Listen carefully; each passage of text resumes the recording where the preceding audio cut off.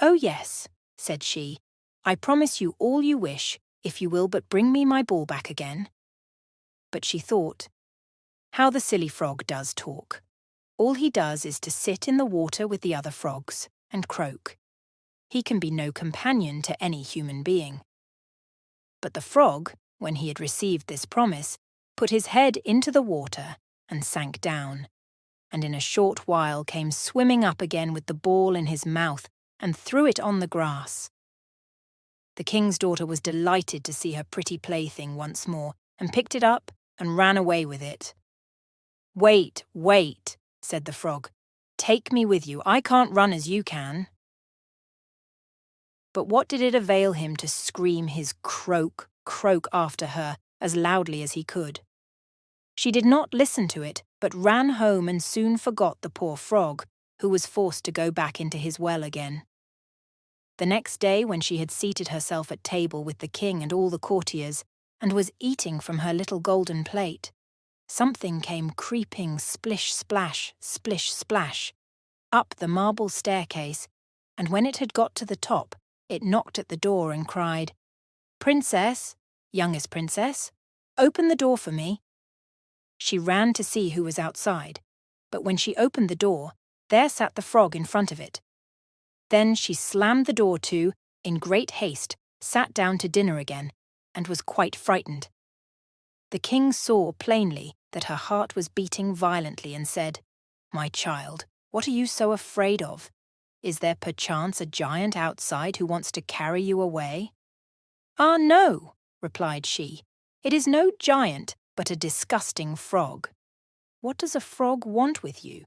"Ah, dear father, yesterday as I was in the forest sitting by the well playing, my golden ball fell into the water, and because I cried so, the frog brought it out again for me, and because he so insisted, I promised him he should be my companion, but I never thought he would be able to come out of his water, and now he is outside there and wants to come in to me."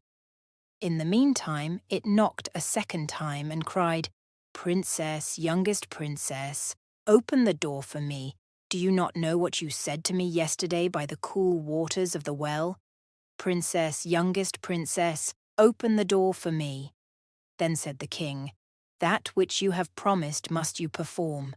Go and let him in." She went and opened the door, and the frog hopped in and followed her, step by step, to her chair. There he sat and cried, "Lift me up beside you." She delayed until, at last, the king commanded her to do it. Once the frog was on the chair, he wanted to be on the table, and when he was on the table, he said, "Now, push your little golden plate nearer to me, that we may eat together." She did this, but it was easy to see that she did not do it willingly. The frog enjoyed what he ate, but almost every mouthful she took choked her. At length he said, "I have eaten and am satisfied. Now I am tired. Carry me into your little room and make your little silken bed ready, and we will both lie down and go to sleep." The king's daughter began to cry, for she was afraid of the cold frog which she did not like to touch, and which was now to sleep in her pretty, clean little bed. But the king grew angry and said, "He who helped you when you were in trouble ought not afterwards to be despised by you." So she took hold of the frog with 2 fingers, carried him upstairs and put him in a corner. But when she was in bed, he crept to her and said, "I am tired. I want to sleep as well as you. Lift me up, or I will tell your father." At this she was terribly angry, and took him up and threw him with all her might against the wall. "Now, will you be quiet, odious frog?" said she. But when he fell down, he was no frog, but a king's son with kind and beautiful eyes. He by her father's will was now her dear companion and husband. Then he told her how he had been bewitched by a wicked witch, and how no one could have delivered him from the well but herself, and that tomorrow they would go together into his kingdom. Then they went to sleep, and next morning, when the sun awoke them, a carriage came driving up with 8 white horses, which had white ostrich feathers on their heads and were harnessed with golden chains, and behind stood the young king's servant, Faithful Henry.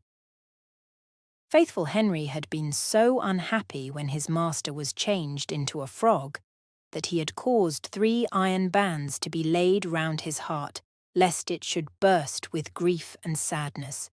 The carriage was to conduct the young king into his kingdom. Faithful Henry helped them both in and placed himself behind again, and was full of joy because of this deliverance. And when they had driven a part of the way, the king's son heard a cracking behind him as if something had broken. So he turned round and cried, "Henry, the carriage is breaking." "No, master, it is not the carriage. It is a band from my heart, which was put there in my great pain when you were a frog and imprisoned in the well." Again and once again, while they were on their way, something cracked, and each time the king's son thought the carriage was breaking. But it was only the bands which were springing from the heart of Faithful Henry, because his master was set free and was happy.